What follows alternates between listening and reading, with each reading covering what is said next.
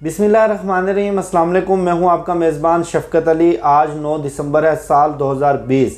8 दिसंबर यानी कि आज से ठीक 24 घंटे पहले पीडीएम रहनुमाओं का एक इजलास हुआ। उस इजलास में बड़े बुलंदोबांग दावे किए गए। असम्बलियों से मुस्तफ़ी होने का ऐलान किया गया, इस्लामाबाद लॉन्ग मार्च का ऐलान किया गया। लेकिन ठीक 24 घंटे के बाद पीडीएम रहनुमाओं और अपोजिशन जमातों में फूट पड़ गई और इख्तलाफात अरूज पर पहुंच गए। आज पीडीएम रहनुमाओं का एक और इजलास हुआ। उस इजलास की अंदरूनी कहानी से आपको बाखबर करेंगे, लेकिन उससे पहले एक छोटी सी अचीवमेंट पाकिस्तान की, एक बड़ी अच्छी खबर जो आज सुनने को मिली। 14 साल के बाद जनूबी अफ्रीका की क्रिकेट टीम पाकिस्तान का दौरा कर रही है। ये दौरा शायद इतना अहम ना हो, लेकिन जनूबी अफ्रीका की टीम का दौरा इन हालात में कोरोना वायरस की वजह से और इतने अरसे के बाद ये बड़ा अहम है। आप देखें कि भारत ने हर मुमकिन तरह से पाकिस्तान के लिए गड़े खोदे, पाकिस्तान को दहशतगर्दी जैसे अफरियत का सामना करना पड़ा। पाकिस्तान के अंदर बम धमाके हुए, श्रीलंकन क्रिकेट टीम के ऊपर दहशतगर्दी का हमला हुआ।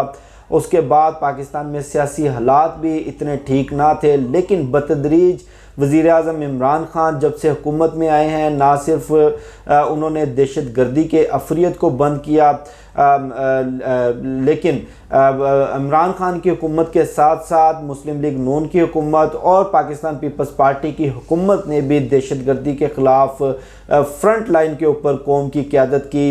ये मानना या ना मानना शायद एक बड़ी बेईमानी हो। पूरी कौम ने मुत्तहिद होकर इसको शिकस्त दी। उसके बाद जब कोरोना वायरस की वबा पूरी दुनिया में फैली हुई है, पूरी दुनिया लॉकडाउन का सामना कर रही है, ये क्रेडिट बहरहाल वज़ीर आज़म इमरान खान को जाता है कि उन्होंने जिस तरह से पाकिस्तान को कोरोना जैसी वबा से बचाया, जिस तरह से एक लॉकडाउन ना लगने के बावजूद पाकिस्तान को एक इतने बड़े अलमिये से, एक इतनी बड़ी मुसीबत से, एक इतने बड़े मसले से पाकिस्तान को बचाया।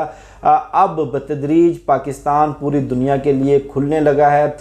जनूबी अफ्रीका की टीम 14 साल के बाद पाकिस्तान का दौरा करेगी और उसके बाद जो ठीक 6 महीने के बाद इंग्लैंड की टीम पाकिस्तान के दौरे पर आ रही है। ये वाकई हमारी पूरी कौम के लिए एक बहुत बड़ी कामयाबी है। अब आ जाते हैं पीडीएम इजलास। पीडीएम इजलास बड़े बड़े दावे किए गए और ये तासुर दिया गया कि जैसे हुकूमत तो आज गई कल गई, बल्कि मरियम नवाज़ ने तो बाकायदा ये बयान भी दे दिया कि 8 दिसंबर को आर या पार होगा।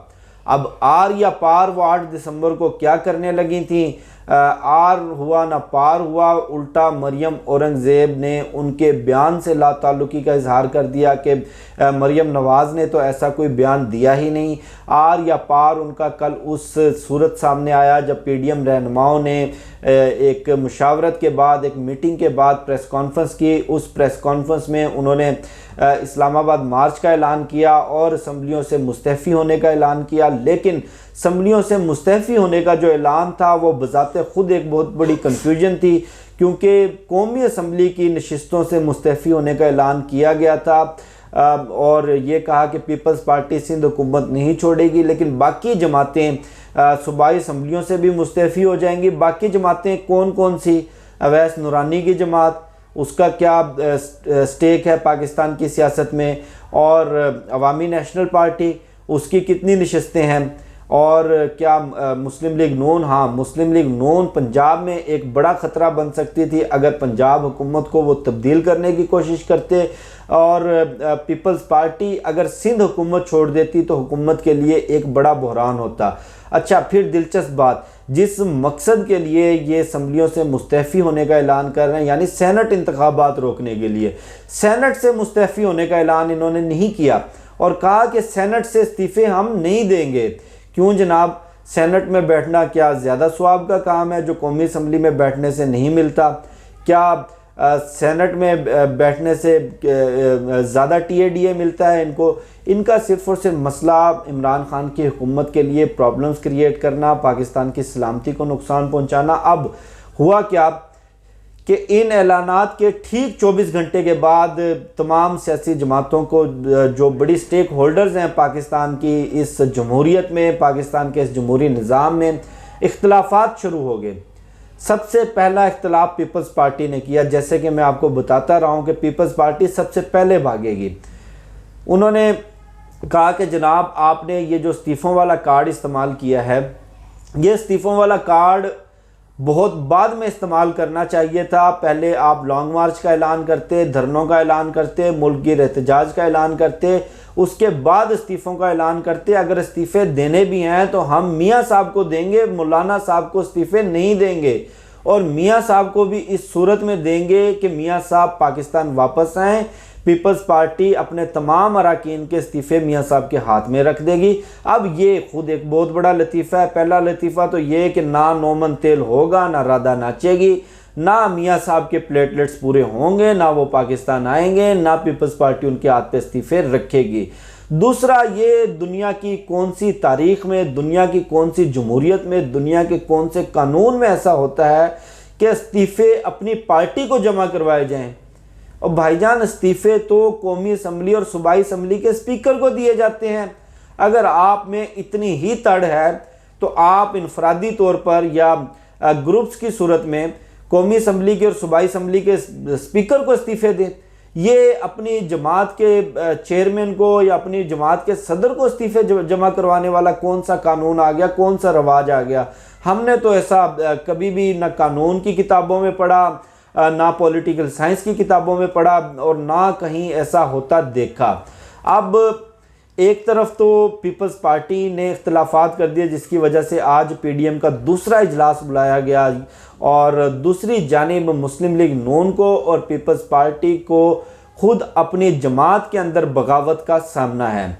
बड़ी मुस्तनद इतलात हैं इन दोनों सियासी जमातों को कवर करने वाले। जितने भी बीट रिपोर्टर से मेरी बात हुई, उनका यही कहना था कि खुसूसन मुस्लिम लीग नून में वो अरकान असम्बली जो कि शहबाज शरीफ के करीब समझे जाते हैं, जो शहबाज शरीफ की परफॉर्मेंस की वजह से या शहबाज शरीफ के नाम की वजह से, शहबाज शरीफ के वोट बैंक की वजह से मुंतखब हुए हैं, वो किसी सूरत भी मुस्तफ़ी होने से इनकार नहीं करेंगे, किसी सूरत भी मुस्तफ़ी नहीं होंगे, और बल्कि मुस्लिम लीग नून में एक फॉरवर्ड ब्लॉक बनने जा रहा है। ये फॉरवर्ड ब्लॉक कम अज़ कम 25 से 30 अरकान असम्बली पर मुश्तमिल होगा।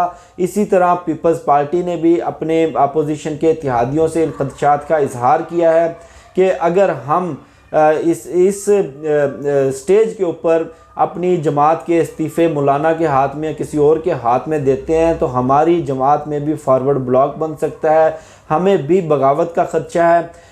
इस्तीफ़ों के मामले पर मरीम नवाज़ और नवाज़ शरीफ और फजलुर रहमान साहब नज़र सानी करें।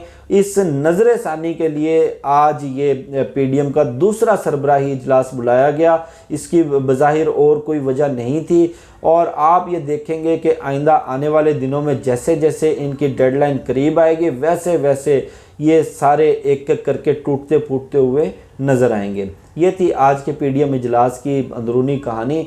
मुझे शफ़क़त अली को दीजिए इजाज़त। इंशाल्लाह फिर नेक्स्ट वीडियो में मुलाकात होगी। पाकिस्तान जिंदाबाद।